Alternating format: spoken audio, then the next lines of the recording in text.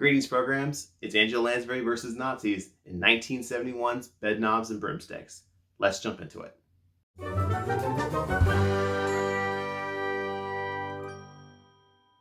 It took nearly a decade for Bedknobs and Broomsticks to make his way to the big screen. Being developed by Walt throughout the 1960s, he eventually shelved the project when he finally got the rights to do Mary Poppins.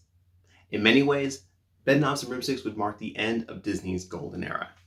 The Sherman Brothers, for instance, the studio's principal songwriters for over a decade, would walk away completely after the film was released, having grown tired of the studio's mismanagement after Walt's passing.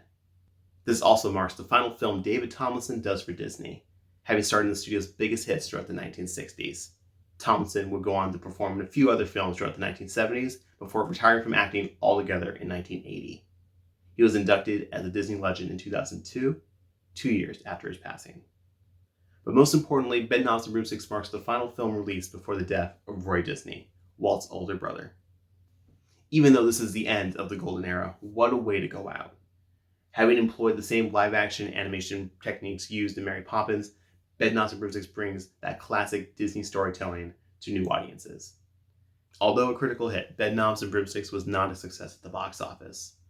And upon its re-release in the 1980s, Disney saw to cut nearly 20 minutes out of the film.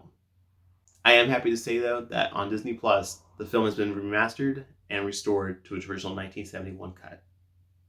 Nominated for 5 Academy Awards, winning one for Best Visual Effects, starring Angela Lansbury, David Tomlinson, and for about 30 seconds of screen time in third billing, Roddy McDowell, director Robert Stevenson presents Walt Disney Pictures' Bedknobs and Broomsticks.